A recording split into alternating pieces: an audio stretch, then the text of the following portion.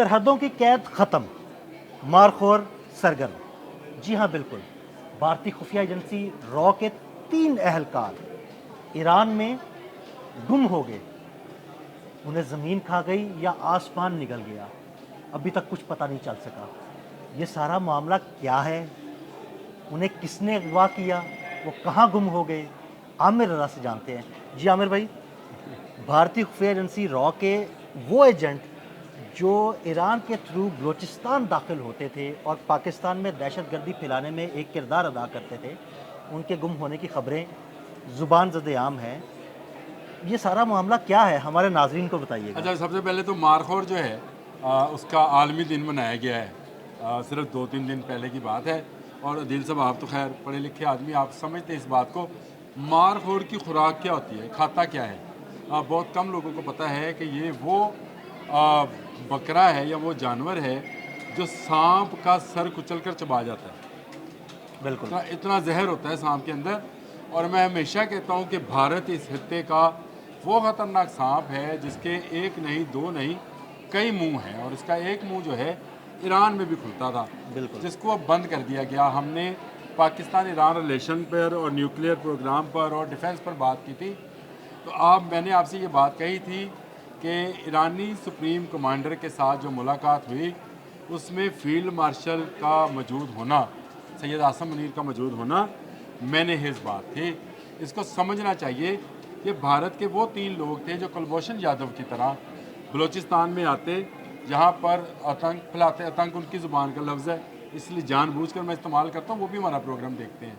آتنک پھیلاتے، دہشت پھیلاتے، اور پھر وہ واپس چلے جاتے، کیموفلاج کرتے ہیں۔ ہم ایک جیسے لوگ ہیں، ایک ہی خطے کے رہنے والے ہیں، شکلیں ہماری مماثلت رکھتی ہیں سب کے ساتھ، اس میں کوئی ایسی دوسری انہونی بات نہیں ہے۔ بالکل، لیکن آہستہ آہستہ مارخور نے اپنے ارد گرد کے ممالک میں اپنا آپریشن شروع کر دیا ہے۔ آپ نے 2 دن پہلے ایک بڑا زبردست ولاگ کیا، میں نے سنا، مجھے مزہ آیا، جس میں آپ نے بتایا کہ رافیل کے ملبے کی تصویر کیسی ہے۔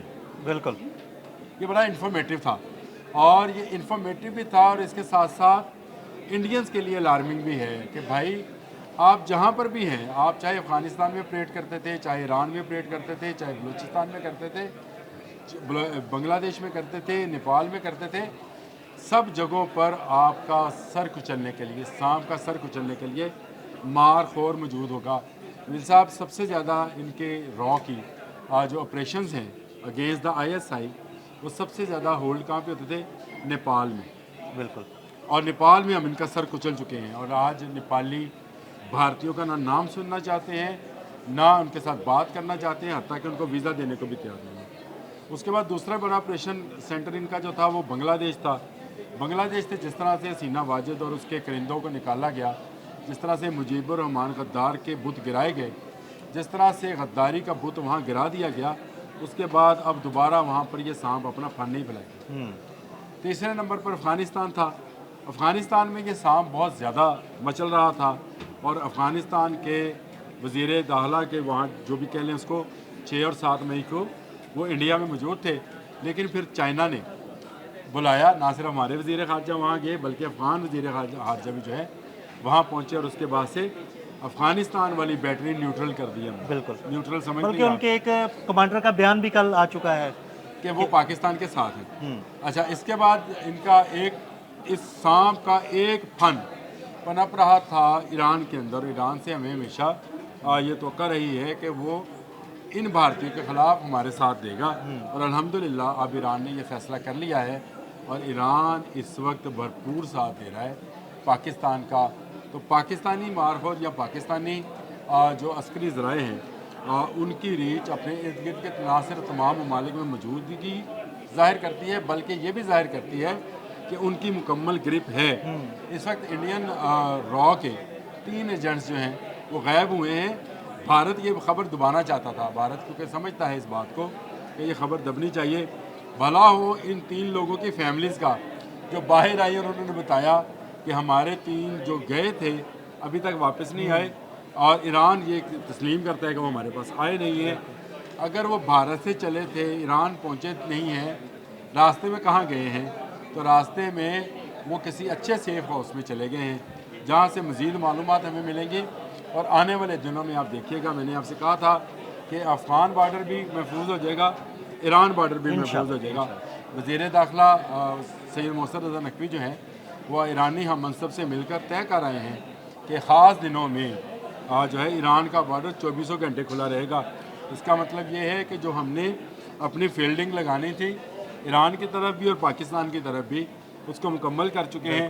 اب ہمیں یہ ڈر نہیں ہے کہ اس طرف سے کوئی دہشت گرد بلوچستان میں داخل ہوگا یا اس طرف سے کوئی دہشت گرد ایران میں جائے گا۔ تو یہ فیلڈنگ مکمل ہونے کے بعد اس کانفیڈنس کے ساتھ یہ اعلان کیا گیا کہ 24 گھنٹے کھلی رہے گی پاک ایران سرحد، اور آنے والے دنوں میں آپ سنیے گا کہ افغان سرحد بھی جو ہے وہ بھی 24 گھنٹے کھلا کرے گی۔ کوئی فکر مند ہونے کی ضرورت نہیں ہے۔ تمام اسلامی بھائی ہیں، چاہے ایرانی ہیں، افغانی ہیں، پاکستانی ہیں، ترکی ہیں، تاجکستانی ہیں، کوئی بھی ہیں، یہ سب وہ ہیں جنہوں نے ایک ہونا ہی ہونا ہے، ایک بلاک بننا ہی بننا ہے۔